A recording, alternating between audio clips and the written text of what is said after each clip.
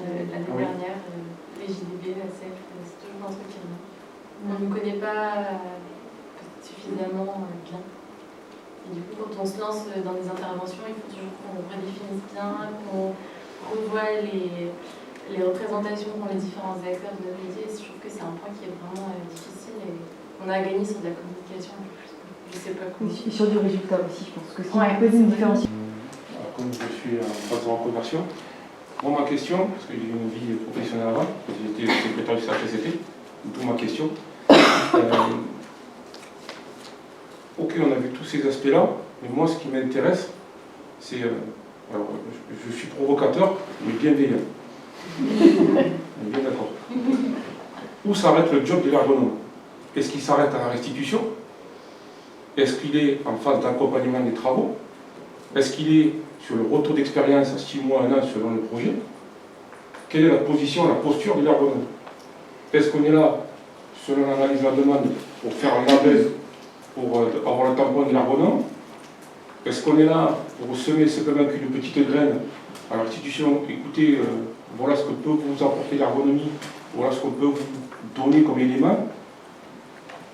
Donc cet atelier m'a intéressé parce qu'on est des jeunes ergonomes, et qu'est-ce qu'on veut faire de l'ergonomie de demain? Donc c'est pour ça que je voulais poser cette question-là. Donc on a vu tous les aspects là, et moi ce qui m'intéresse c'est l'après. Oui, ça pose à la prochaine. Ouais, enfin, moi ça me fait écho beaucoup sur parce que ces demandes-là, elles arrivent souvent, des fois même en fin d'année, on sent qu'il y a un financement CARSAT, allez hop, bim.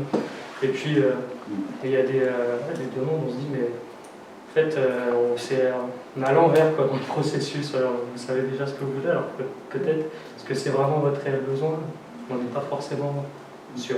Enfin voilà moi ce que ça évoque par rapport au même type de demande, c'est vrai que je suis beaucoup reconnu dans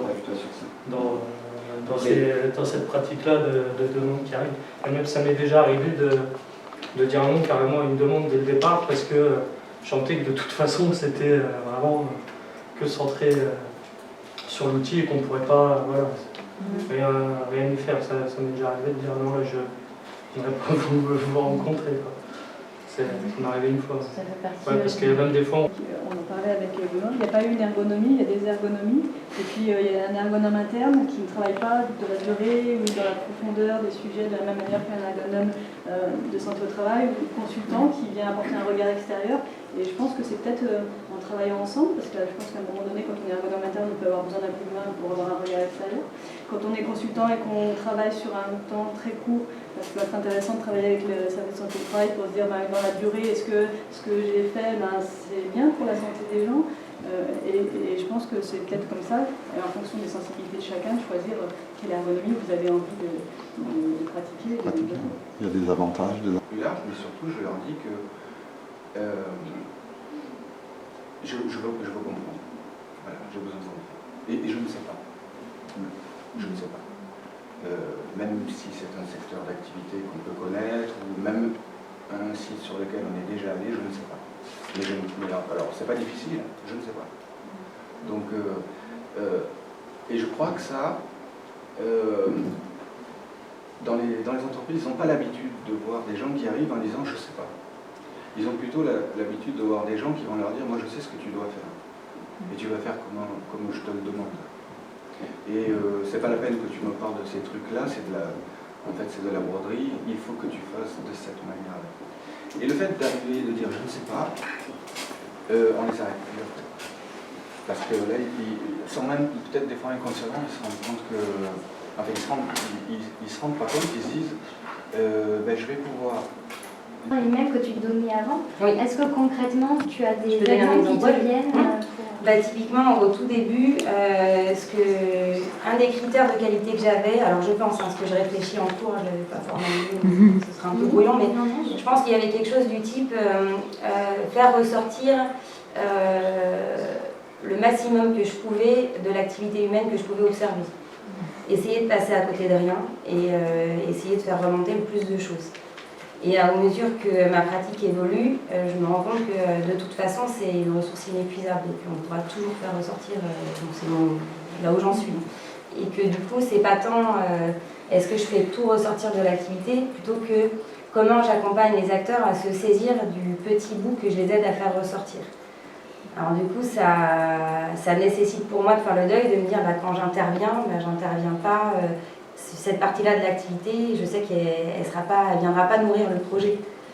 Ce sera que ce bout-là. Mais du coup, c'est dans une dynamique de des projets, il y en aura d'autres, et puis les acteurs se saisiront différemment des choses au travers du temps. Voilà. Aujourd'hui, c'est plus comment les acteurs s'en saisissent, plus que est-ce que j'ai été exhaustive dans ce que je fais remonter.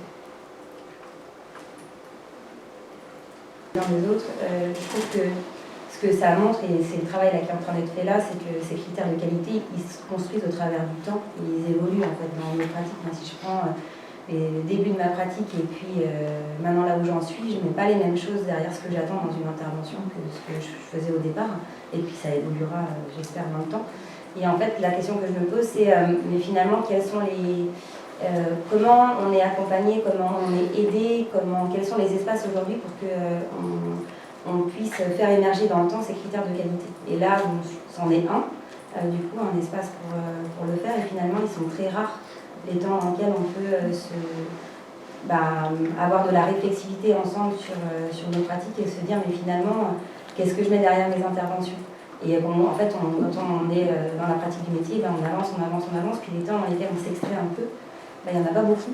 Et on voit qu'en très peu de temps, c'est flagrant, ça révèle des choses. Moi, je me pose des questions que je ne m'étais pas posées avant. Et merci.